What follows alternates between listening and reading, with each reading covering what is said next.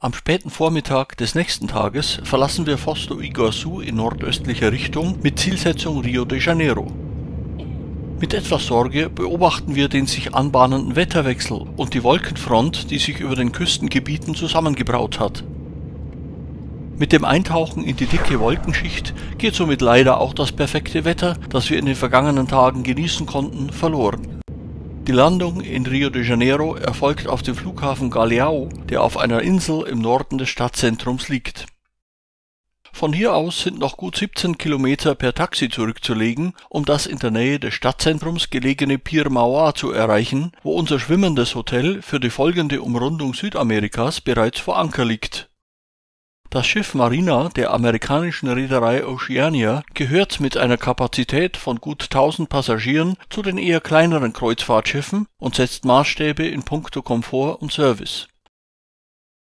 Da das Schiff für 2 Tage vor Rio de Janeiro ankert, nehmen wir uns zunächst etwas Zeit für das Kennenlernen unserer neuen Umgebung und für die häusliche Einrichtung in unserer komfortablen Kabine.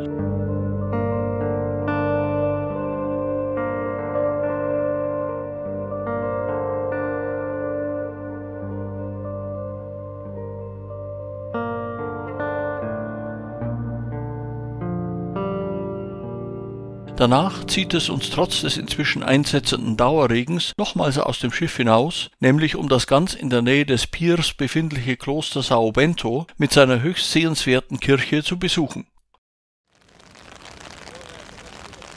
Unterwegs bestaunen wir zunächst trotz des Regens die verwegene Architektur des naturwissenschaftlichen Amanhã-Museums.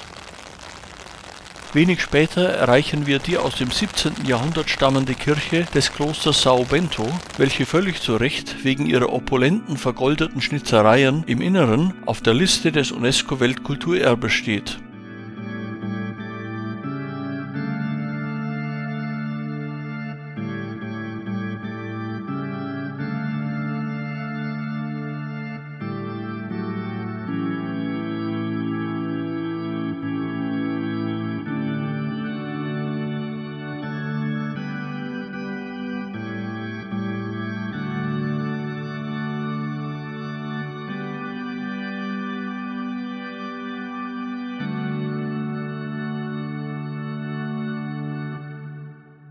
Der nächste Tag steht uns dann komplett für Besichtigungen zur Verfügung und wir nehmen uns Zuckerhut, Copacabana, die Christusstatue, Santa Teresa und das Stadtzentrum für unser Besuchsprogramm vor.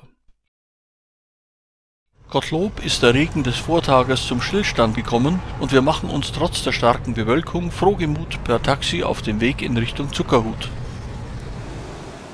Nun haben wir den Vermelha-Strand erreicht, der zu Füßen des Morro da Urca liegt, ein 220 Meter hoher Fels, auf den die erste Stufe der Seilbahn zum Gipfel des 396 Meter hohen Zuckerhuts führt. Obwohl sich dieser noch hinter einer dicken Wolkenschicht verbirgt, besteigen wir dennoch hoffnungsvoll die Seilbahn, um zumindest die Aussicht von dem etwas tiefer gelegenen Urca-Felsen genießen zu können.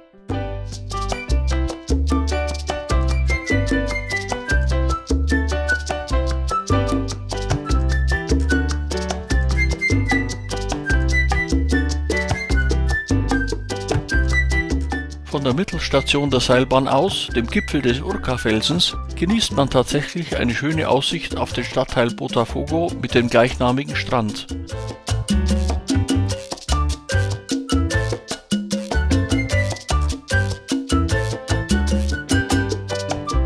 Nach Norden hin fällt der Blick auf den Stadtteil Flamengo. Da der Gipfel des Zuckerhuts noch von Wolken verschleiert ist, stellt sich natürlich die Frage, ob sich die Auffahrt dorthin lohnt. Aber wenn man schon einmal da ist, nimmt man dies natürlich in Angriff. Auf jeden Fall lohnt schon einmal der Blick auf den Vermelha-Strand während der Auffahrt. Oben allerdings ergibt sich lediglich eine Sicht auf die dichte Vegetation und die im Nebel herumturnenden Äffchen. Selbst der angestrengteste Blick ins Tal lohnt lediglich im Nahbereich. Somit geht es wieder rasch zur Mittelstation und von dort zurück auf Meereshöhe. Unweit von hier befindet sich der Morro do Leme, ein weiterer felsiger Hügel mit einem aussichtsreichen Anglerpfad, der sich für intensive Kommunikation ebenso anbietet wie für einen perfekten Blick auf den Lemme-Strand und die angrenzende Copacabana.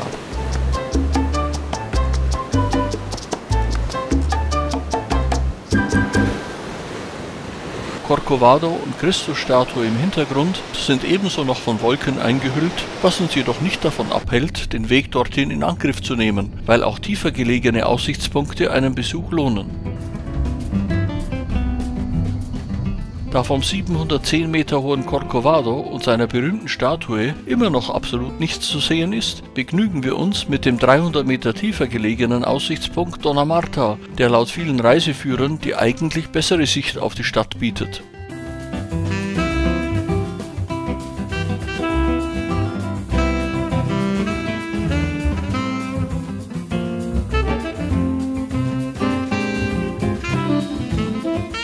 Danach geht es weiter nach Santa Teresa, ein Künstlerviertel oberhalb des Stadtzentrums von Rio.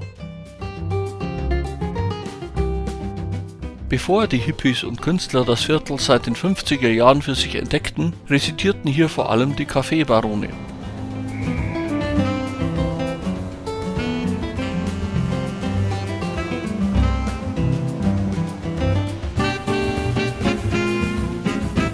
In einem großen Parkgelände hat man die Überreste eines ehemaligen Herrenhauses zum Parque das Ruinas, einem begehbaren Freilichtmuseum, umgebaut.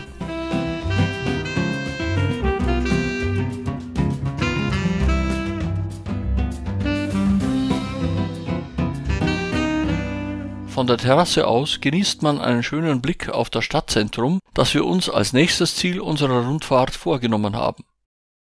Sehenswert ist hier unter anderem das Städtische Theater, ein Prachtbau im Stil der Pariser Oper aus dem Jahre 1909.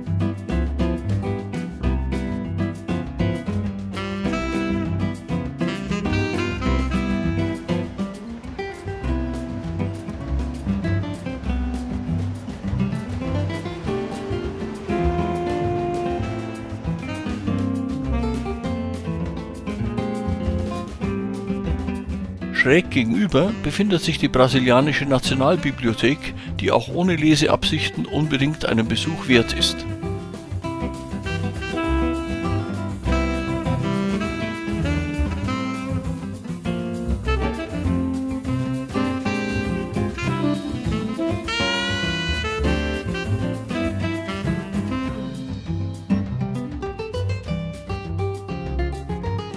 Natürlich darf auch etwas Flanieren in der belebten Fußgängerzone nicht fehlen.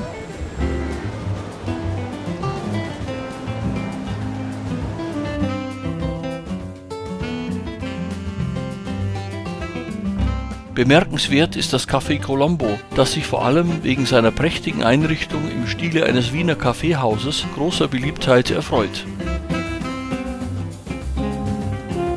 Mit einem Bummel durch das revitalisierte und durchaus ansehnliche Hafengelände geht unser Besuchstag in Rio de Janeiro zu Ende.